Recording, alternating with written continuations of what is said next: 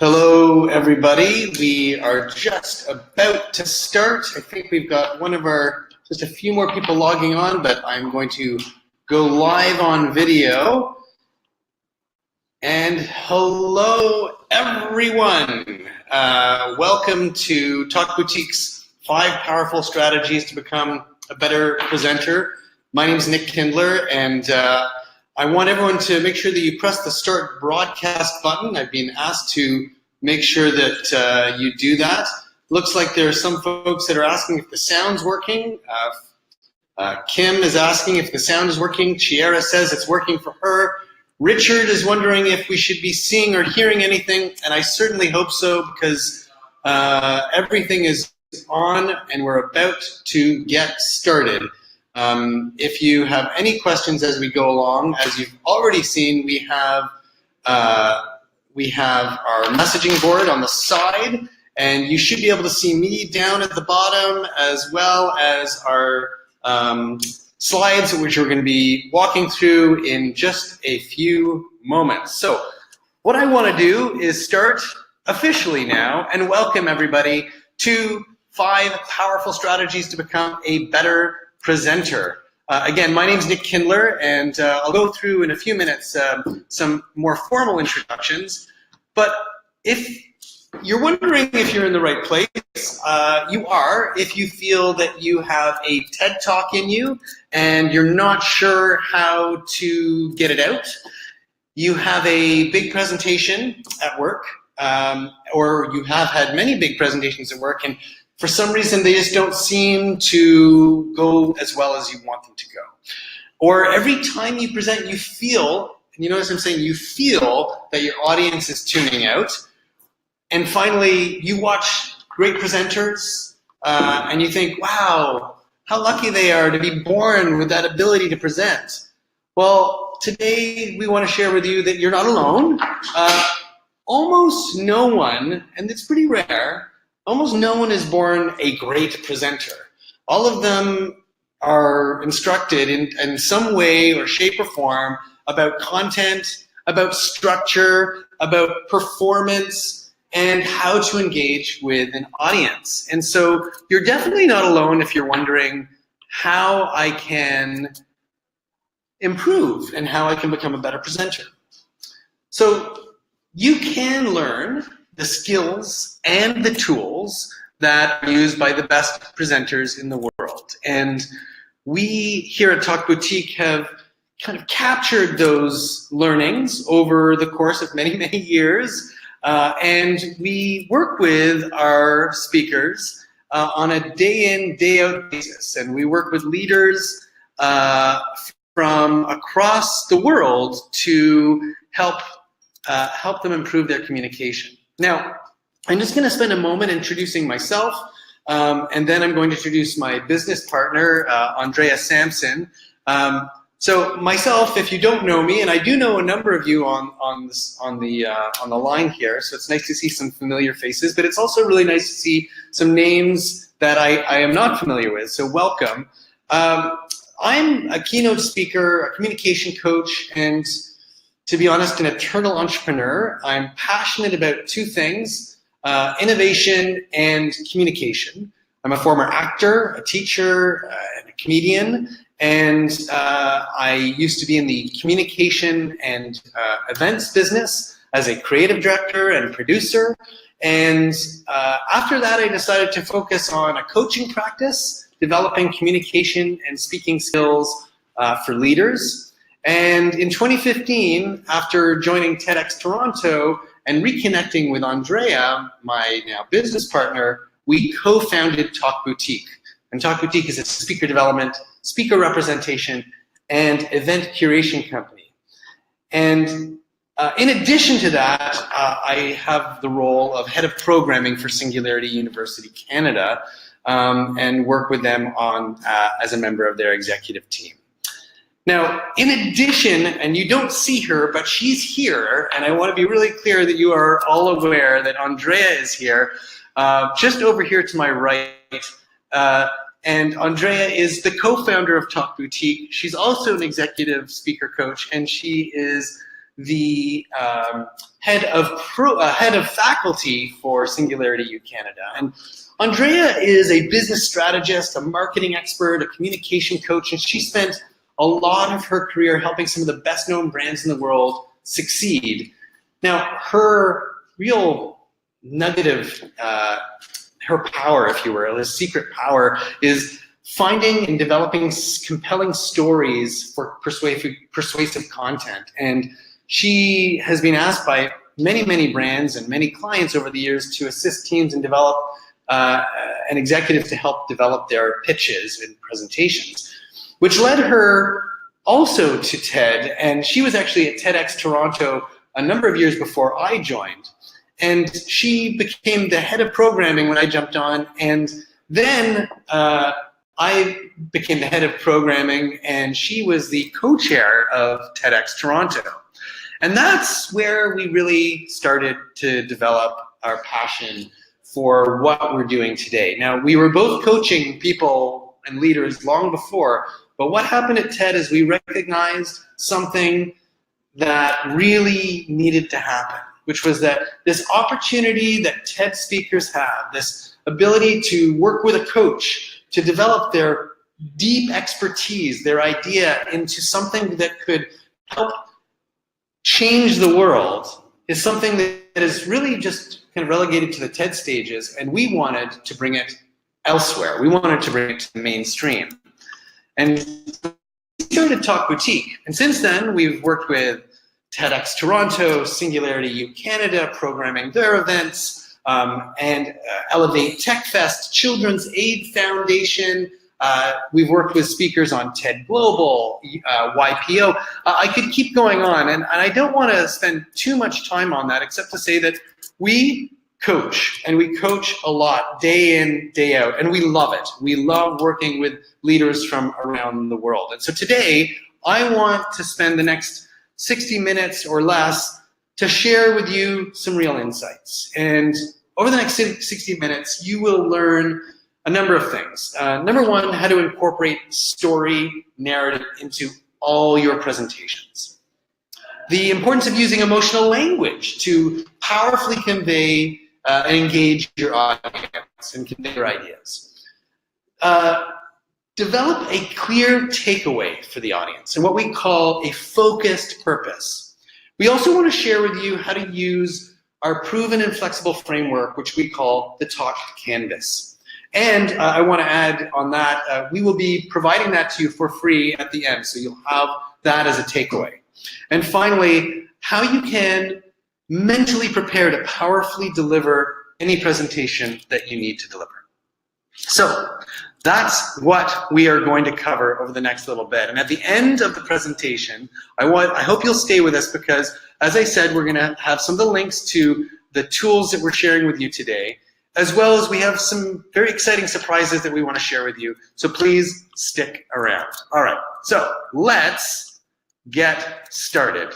The first thing we want to give you today is learning. And this learning, for those of you that are new to presentation skills or presentation development, this may seem like a big defining aspect of it, but for those of you that are familiar, and there's one individual I know in particular on the line, Beth, you know that a great presentation can change a career. And we know this because we've seen it happen time and again with individuals that we work with. So today we want to start with a number of different strategies. I want to start with the first strategy. And strategy number one is start with story. Now, start with story means that we want you to embrace the power of story. How do you do that? How do you embrace the power of story? Well, first of all, you want to use something called your story spine. Every great story has 5 elements to it. And these are the 5 elements of the story spine. The first is environment. Is your story taking place in a boardroom? Is it taking place on a beach in Ireland? Is it taking place at the top of a mountain peak? It doesn't matter where it is, but we need to know about it. We need to be able to sense it feel it and understand what this environment is. The second aspect of the story spine, or element of the story spine, are the characters. Now, the characters don't need to be new. They can be yourself. They can be colleagues at work. They can be fictional. But we need to understand who they are, and we need to understand a little bit more than just their person A and B. Are they young? Are they old? What are their attributes? Male, female? Who are they? And why do they matter? And that gets to the third aspect of the story spine. And that's where we get issues, conflict, opportunities. These things come together to create a real moment for those characters in their environment that they have to make a decision. Before they do, or maybe even after they do, something happens. That's the fourth element of the story spine, which is there's a raised stakes or raised importance. So we've had our issue of conflict, then we raise the stakes. Something bigger happens. And then, and only then, do we end or come to an outcome or conclusion. If you look at Joseph Campbell's work, The Hero's Journey, many of these aspects are in The Hero's Journey. We've simplified that because The Hero's Journey is something that's been explored, and if you're not familiar with it, I highly recommend you take a look at Joseph Campbell's book. You should know that Joseph Campbell's Hero's Journey was actually the model for which many books, many movies, including the classic first Star Wars, just quote that one, the one that counts, that movie was based on the actual hero's journey. And you'll find that these 5 elements of the story spine actually correlate to that hero's journey.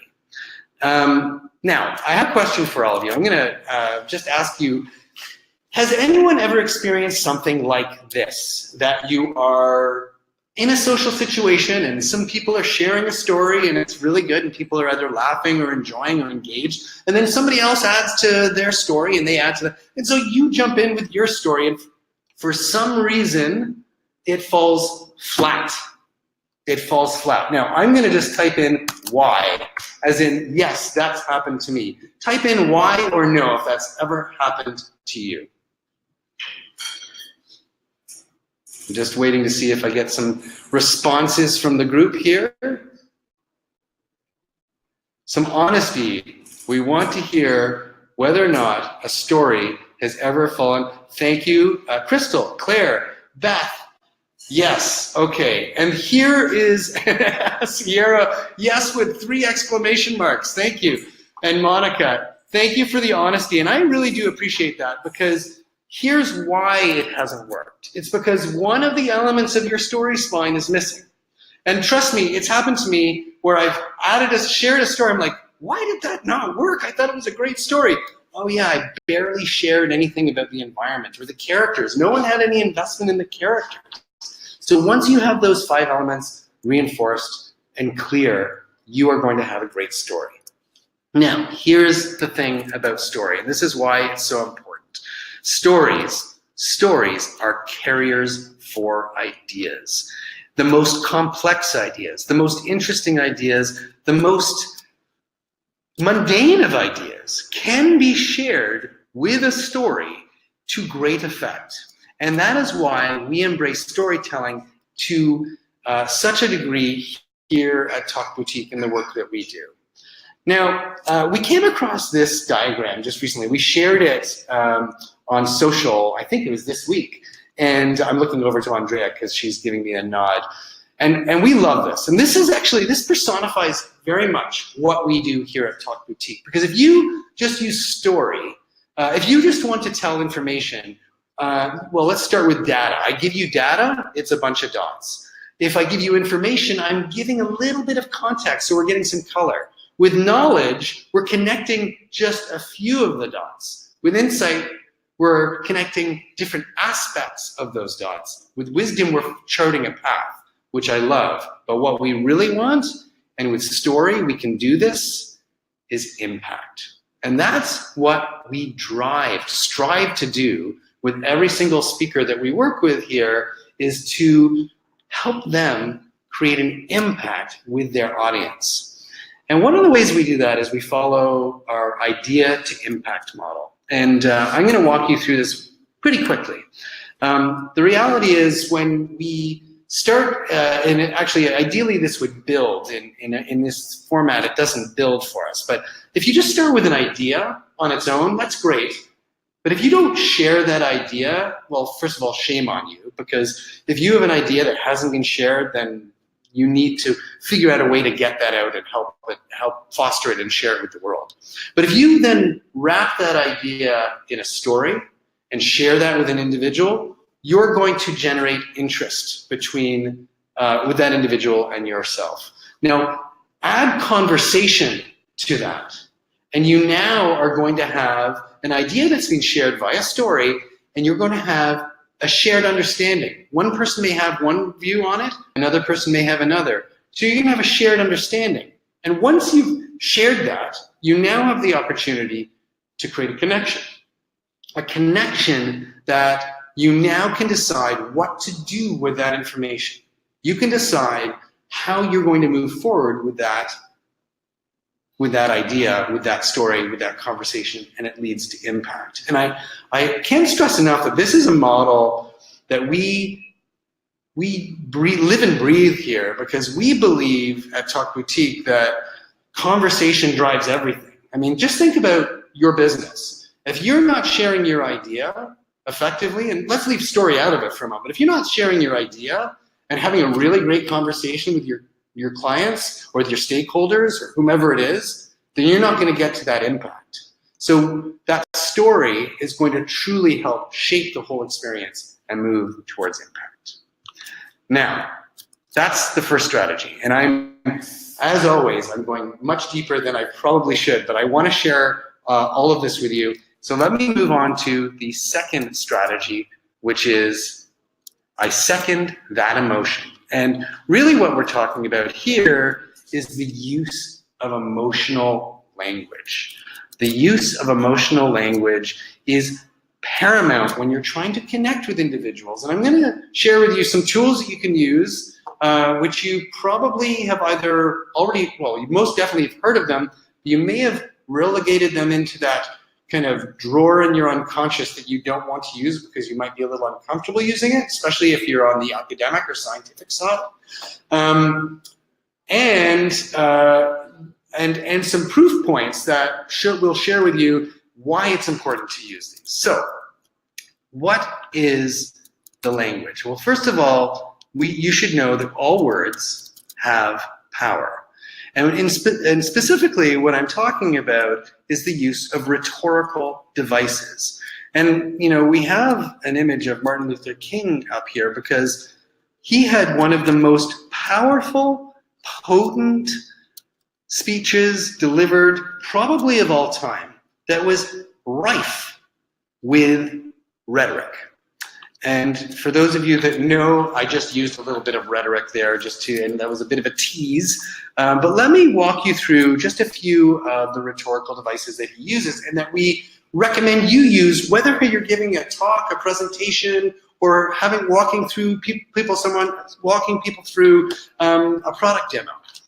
So first of all, there is repetition. And repetition in the I Have a Dream speech is something that he used, and he used it so well. Even though it's called I Have a Dream, he used the word freedom 20 times, we 30 times, nation 10 times, and dream 11 times.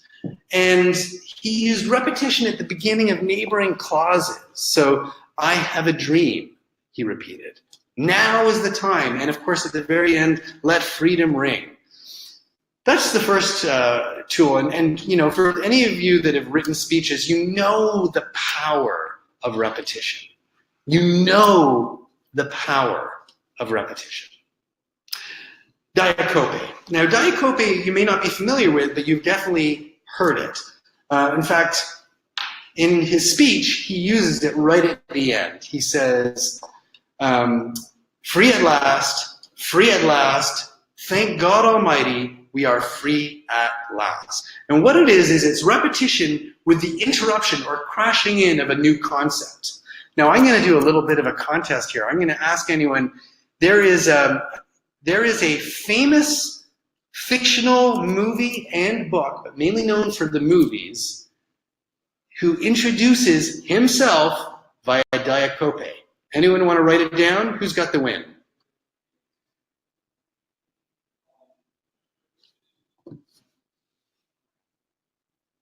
I'm going to give it another 10 seconds. Let's see if we got anyone.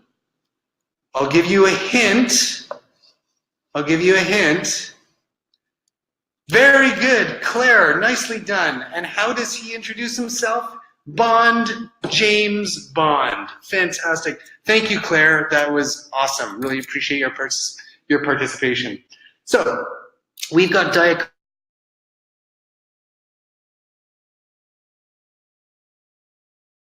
well. A metaphor is just to associating concepts with images and emotions, like, and often an implied comparison of two very unlike things. Sea of grief. He was living in a sea of grief. Of course, grief isn't an ocean, but in this case, it feels like it. She is the light of my life. That's another example of a metaphor, and it's used beautifully in so many different cases, and we should probably become more and more comfortable using metaphorical imagery in our day-to-day business. Similes. Similes are the comparison of two unlike things, but using like or as. So he is phony as a $3 bill. Or from Forrest Gump, life is like a box of chocolates. So metaphor, simile, and then finally, penultimately, alliteration. Alliteration is the same letter or sound that's used at the beginning of adjacent or closely connected words. Obama used it at one point saying that we have the finest fighting force. Or in his inaugural address, John F. Kennedy said, "I will lead the land we love." So really nice use of alliteration can be very, very powerful. And I think I used alliteration just before I said rife with rhetoric. Now, the last one are questions, rhetorical questions. And questions can be used in conversation, obviously, rhetorical questions. I like to refer to the one that my father-in-law said to my wife when she was a teenager. He used to say in his British accent, and if you'll forgive me, he said it like this: "You're not going out like that, are you?" And to which she would say, "Yes, I am, Dad," and off she went. But we can also use rhetorical questions in some really unique ways. So for example, I could have started this entire presentation by asking, how are you sabotaging your presentations? And if I paused and let you think about it, I was now allowing you to do a lot of the heavy lifting that I might have to do to get you to where I needed you to be. Now, the reason I talk about heavy lifting, because the reality is the brain actually does quite a bit of heavy lifting when we use story and when we use rhetoric. There's a team of researchers at Emory University, and they reported in Brain and Language that when subjects in a laboratory read a metaphor that involved texture, the sensory cortex, which is responsible for perceiving texture through touch, it lit up, it became active. And metaphors, like the singer had a velvet voice or he had leathery hands, roused the sensory cortex, whereas phrases that matched for meaning but were a little more dull, like the singer had a pleasing voice and he had strong hands, did not. There's another bit of research from Paul Zak, who's a neuroeconomist, and he said that found that the brains produce a stress hormone, the stress hormone cortisol, during tense moments in the story, which allows us to focus. So we're actually not capitalizing on the power of story or on the ability to tap into what's happening internally with our audience if we're not using rhetoric and story.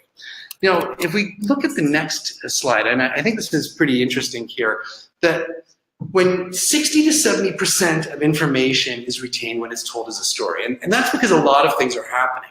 There's neural coupling, mirroring, there's that dopamine release that I mentioned, and then cortex activity. Now, And there are actually 7 areas of the brain that are activated by descriptive tales. Now, I want to just reinforce something. If you're not using story, if you're not using rhetoric, then you're not fully capitalizing on the opportunity when you're presenting. All right, strategy number 3. Let's talk about purpose. We really want you to find your purpose. And when we talk about find your purpose at Talk Boutique, we're looking at the heart of what your talk is all about.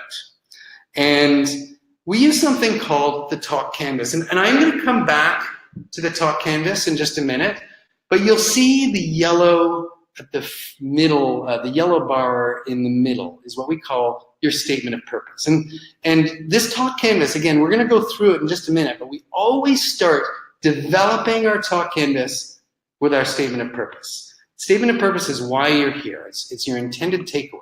And I wanted to spend a moment kind of walking you through how this works. And the first thing is you always start with your topic.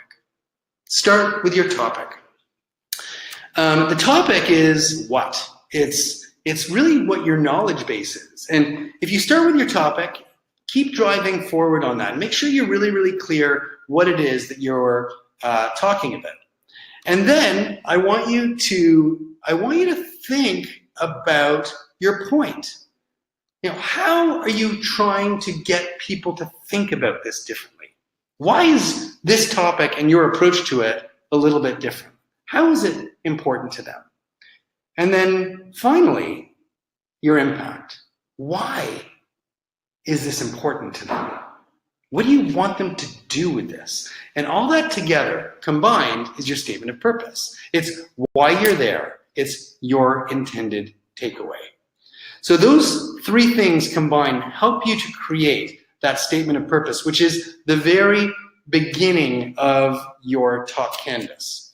And strategy number 4 is if you build it, they will come. And what I mean by that is use the talk canvas. Use a structure that will help you develop your message so it's clear, it's concise, and it has foundation. Now, I'm going to just spend a minute. I won't be able to do entire talk canvas walkthrough, but I want to help you understand what this is all about. If you have a look at the top, we start with our commanding opening. This is, by the way, a structure. Starting at number 5, and the numbers, by the way, are the order in which you develop the content. So no surprise, number 1, you start with your statement of purpose. But starting at the top, we're going to start with a story, a commanding opening. It acts as an impact statement. It gets your audience leaning in. But it really should link to that statement of purpose. And then as you're delivering that statement of purpose, you've already really thought through the what, the how, and the why. And you've articulated it without any metaphorical language, without any rhetoric, I should say. It needs to be very, very clear. It's the one area of your talk that should really be rhetoric-free. And then you move into your first essential message. And then you have support for that essential message. And then you've got a key point. And what we mean by key point is it's actually a reminder. If there's one thing from that support, from that essential message that you want people to remember, you drive that home there. And then you transition up to your second essential message, moving down into your support, into your key takeaway, your key point for essential message number 2, and on it goes. Now, in this case, we have 3 essential messages and 3 support and 3 key points for takeaway. And then you move into your close. And it's really important that you refer back to that commanding opening. Now, I want to be clear here. One of the early things that I want to say, almost like a rookie move, and I don't want to say that in a mean way, is that you start with a story and you end with a story. That isn't what we're aiming for. It certainly is better than no story whatsoever. We don't want what we call a story sandwich, one at the top and one at the bottom. We want narrative throughout. And so in one instance, we heard this at an incredible event last night at Deloitte. We had one of our speakers do a fantastic talk on the importance of experimentation using one story as an example all the way through. So you close with that a story, and of course you want to reiterate that statement of purpose and your call to action. One thing that you can do is, and we've color-coded this for a reason, is you can actually use color-coded cards, like recipe cards, and use them as prompts to help you memorize what your talk is. This is an example of a talk that I actually created in one workshop a number of years ago about an experience I had in Italy and why ice cream is the best dessert to have on a hot day. I'm not going to do that today, but I want you to know that this is just a really basic example of how you can develop great notes and a structure from your talk canvas.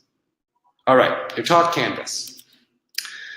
One thing that I want you to remember, and it's really important around your building your content, is I want you to think about your audience. And we use the term WIFA, just because it's something that people can remember. WIFA, what's in it for the audience? If you're not thinking about that as you're going through your talk canvas, as you're developing all of that, you're not going to have the same impact that you want to have at the end of your talk. And that includes the stories that you're going to share. Are they going to resonate with the audience? Are these people that are listening to you, are they going to want to do what you want them to do? What is your takeaway? And so if the way you've positioned it isn't going to get them doing what you want them to do, you need to kind of rethink what that story is and perhaps even the structure. WIFA. All right, last strategy. The last strategy that we're going to cover today is find your passion. I guess the one thing I could share here is that we often have to present things in work, in business, and community where we are not feeling 100% excited about it. And I'm going to challenge you to say, find that percentage of you that is passionate about it. Now, I'm also certain that many of you have things that you are passionate about that you do get to present on, and I say, awesome. Then if that's the case, turn it up. Use that passion. And there's a reason why. Because I don't think people actually show their passion enough. And it's because when you're passionate about something, when you're really excited about something, you're actually showing an aspect of vulnerability. And vulnerability feels awful. It really does. No one likes to feel vulnerable. I mean, if I were to ask everyone, hey, who wants to go on a vulnerability night out? I'd be like, no, thank you. But we have to show that vulnerability. We have to show that we're passionate about it, that we're willing to put our ideas and ourselves out there so that we can show our strength. Brené Brown, the author, said that having the courage to be vulnerable comes from a place of worthiness rather than a place of shame. And so being vulnerable helps you break through. We do a lot of work with some tremendous scientists, and one group is a group of ophthalmologists, and an eye surgeon shared with us last year in a talk on complications and discussing complications post-surgery. This individual said, vulnerability demonstrates your dedication, and that we need to talk about our complications before, during, after, and later. And remember, we're not just talking about a mistake that happens. We're talking about when somebody's eye surgery has not done what they are supposed to do, meaning somebody's eyesight is permanently, potentially changed. So what they're talking about, and the reason I bring that up is that we need, even as scientists, as doctors, in any area, we need to illustrate and show our vulnerability in order to show how passionate we are about our subject matter. So passion, vulnerability, those are the things that will really help drive your presentation. So you've just learned 5 key strategies. You've just learned the basics. You've experienced the process that we use with every leader that we work with. I'm just going to summarize quickly. You've learned how to incorporate story in narrative in all your presentations. We've talked about the use of rhetorical devices and emotional language that powerfully engages your audience in a neurological way. How to develop a clear takeaway for your audience, a focused purpose. A proven and flexible framework with the talk end is very flexible. I have clients that I shared with them years and years ago, and they're still using it to this day. And of course, the importance of finding that passion and being vulnerable to powerfully deliver every presentation. So, how did I do? I know we've had limited time together. It's been about 35, almost 40 minutes. But given the time that we've had, did I do a good job today of giving you information that if you left this room right now, that you could use to deliver a better presentation? So please let me know in the chat by saying yes or no, and I'm just going to give you a moment to give me an answer.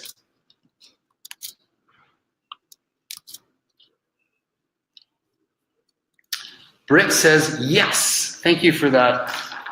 Pam, of course. Brenda, yeah. Why? Why? Thank you, Diana. Yes, great. Oh, thank you, Sierra. Thank you. Great job. I appreciate the feedback. Okay. Yes, very interesting and useful. Thank you. All right. Well, excellent. So what I'd like to do is, I just want to reiterate that this is not just theory. This is the process that we use with many of our clients, that many of our leaders, actually all of them, help them build successful talks. And I just want to, promote what we do here just for a moment by sharing a few of the things that they've said about us. Randy Vanderstarn, who's a former CEO and leader in the financial district area, went into his own company and created this very cool organization called Take Your Seat. And he said, despite all my bad habits, they made me a better speaker, better because they showed me how to tell human stories, better because I learned to become more vulnerable. Dr. Molly Shoykit, who's our former chief scientist of Ontario, we had the privilege of working with her at TEDx Toronto. She loved the great advice and content and delivery that we provided to her. Mark Bowden, he is a leader in presentation skills training, and he said even Tiger Woods has a coach, and that's why when I need help pushing my speaking to the highest levels, I turn to Andrea Sampson. So, and Marianne Lefebvre, who said, in working with Talk Boutique, I found a partner who challenges my thinking and pushes me to strip my message to its core.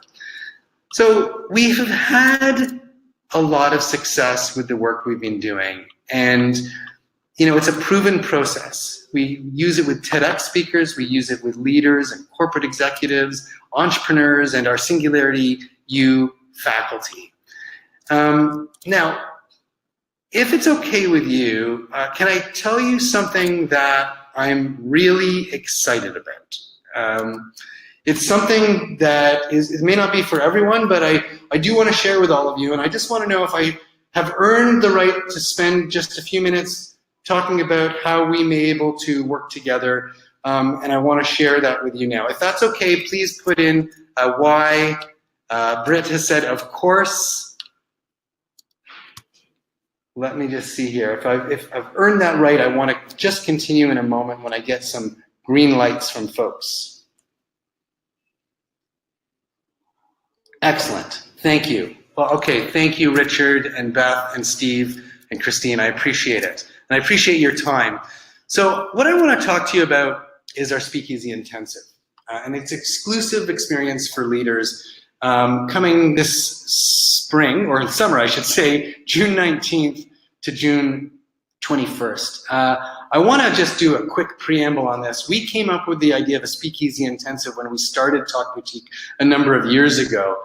And we had the real privilege of doing our inaugural one last year in Quebec City. And sorry, I'm getting a sign language. I don't know what you're saying. Sorry, I'm getting sign language and I don't understand. Last year in Quebec City. And we had such an incredible time. We had 10 leaders from across Canada. We had chief information officers. We had senior vice presidents. We had health practitioner leaders from all over North America. And they came with an idea and they left with a stage-ready talk. And that's the idea. The Speakeasy Intensive gets you ready to crystallize your vision, your ideas, clarify your approach, and be able to communicate with confidence about your idea. And what does it include? It includes big idea and creation. So you work with coaches to develop your idea and go from big idea. That big idea will be the catalyst for your talk. We go through content development techniques where we clarify your message and develop your delivery style. We teach you how to incorporate stories, not just any story, but stories from your life and the world around you into your presentations. And then we move into body language. How do you engage with people as you enter a room, as you walk on stage, so that you can improve your confidence in any talk? And we then talk about how do you become more playful and improvisational in your speaking style. We look at how do you internalize your script so that people aren't tuning out or you're not tuning out while you're delivering. We talk about the importance of visuals because Lord knows that's important. And one-on-one coaching happens with world-class TED-trained coaches. And you have the opportunity to actually perform in front of an audience. Now, here's the best part. We were at an event not too long ago running a program in Banff, and we fell in love with the Banff Center for Arts and Creativity. And that is where we're hosting our next Speakeasy Intensive. We are super excited about the location and the potential of what can happen in Banff. Now here's what it looks like. You have a content workshop, over 8 hours of coaching. You have a performance workshop, solo rehearsal coaching. You actually get showcase stage time, plus you leave with a professionally produced video and all meals and accommodations. And all of that comes to $8,750 of value. Now this is where I get to go into I feel like a bit of a game show, Canadian game show. That's $8,750 of value.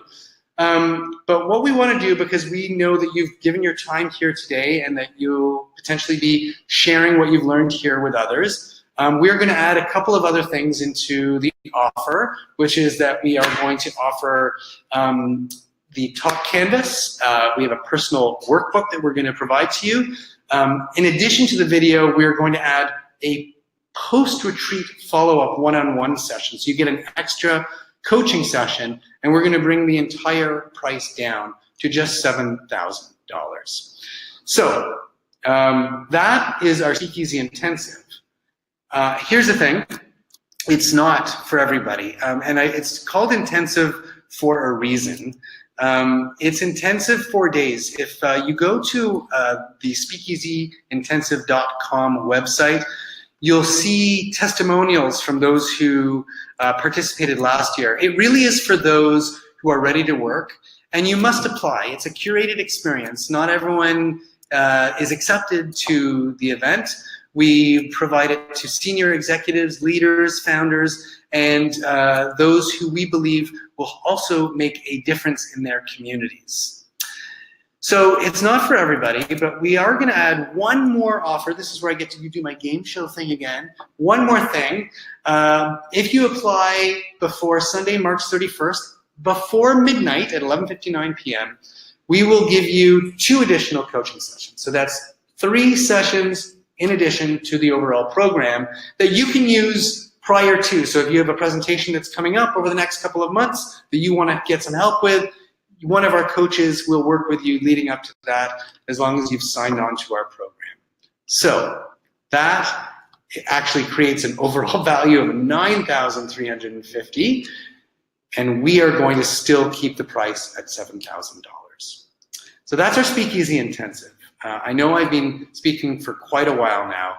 It is It was a dream come true, to be honest, for all of us to bring this to life last year. It was one of the highlights of our year. It's going to be one of the highlights of our year this year, bringing it to Banff, and we hope that you or some of the folks that you know might be interested in participating. And it's at this point that I would like to pause. We've got just a few minutes left in the hour, and I always like to honor everybody's time. If you have any questions about the Speakeasy Intensive, which is for just 15 leaders, I didn't say that, but for just 15 leaders in Banff, June 19th to 22nd, 2019. If you have any questions about that or any of the content that we've covered, I'm happy to take them now. Okay, it looks like we've started with questions. Crystal has asked, what does it take to apply? Do we need an audition video or a topic to pitch? I love that. No, you don't need an audition video, although I love the concept of an audition video. You have a website which is listed here, speakeasyintensive.com. If you go to that website, you will see that there is an application. First of all, it gives you all the information. It's the video, the testimonial of our all the past participants. Gives you a sample of data, but most importantly, it gives you the application. So you simply go online and apply, and then we work with you in terms of application and acceptance. Are there any other questions, again, about Speakeasy, about the work we do at Talk Boutique, or about the content that we've covered? Happy to engage in any of those conversations or questions right now.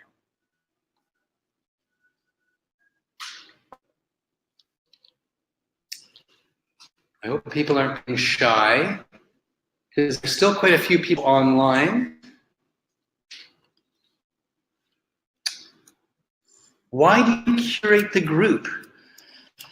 And I think that might be from my business partner. That's kind of cheating, Andrea. It's a good question. And I think I know why she asked the question. We curate the group for a number of reasons. We don't want everybody from one company. Now, just to be clear, we do offer the Speakeasy Intensive as an enterprise to specific companies that want to have the spirit experience for their leadership teams or for their emerging leaders.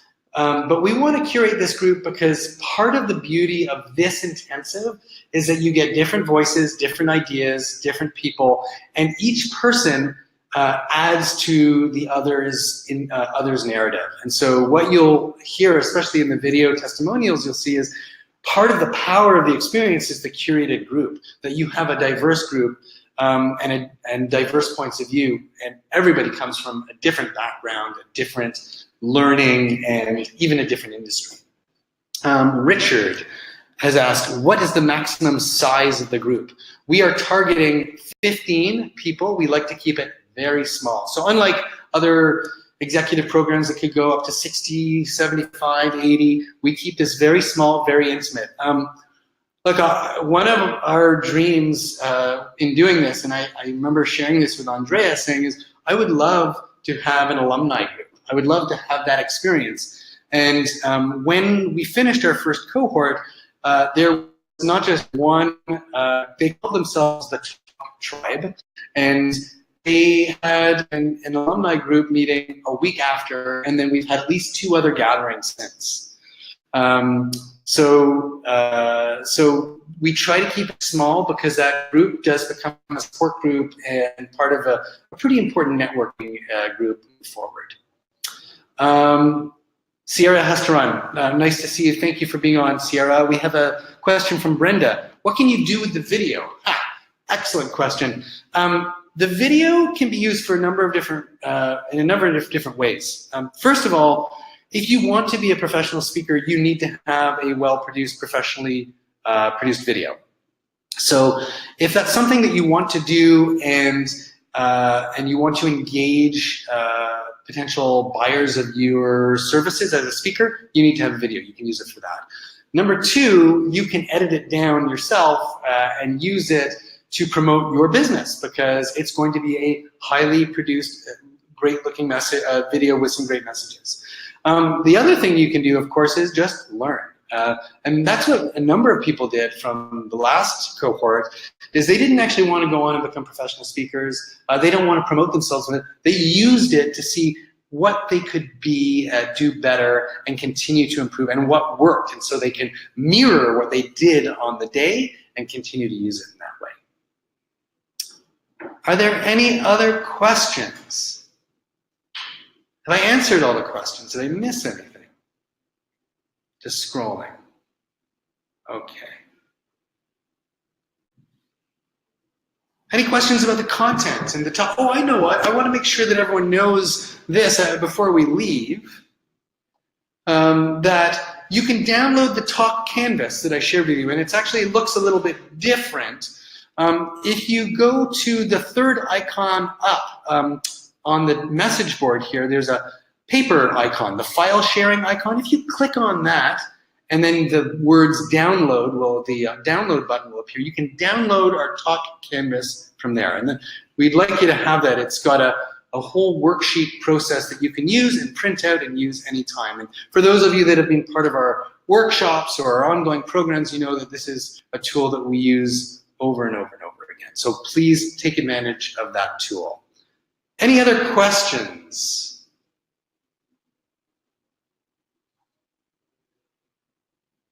Okay, well, you know, I will finish with this. We really appreciate all of you, and there was quite a few of you on the call today. We know that your time is valuable, and your time is a gift, and we look at presentations as a gift. And we hope that the next time you develop your presentation, that you take the time to prepare it, to package it, and share it properly, because you need to know that when you share that presentation gift with people, they will take it with them and share it with others. So that was my wrap up, but before I go, there was a question.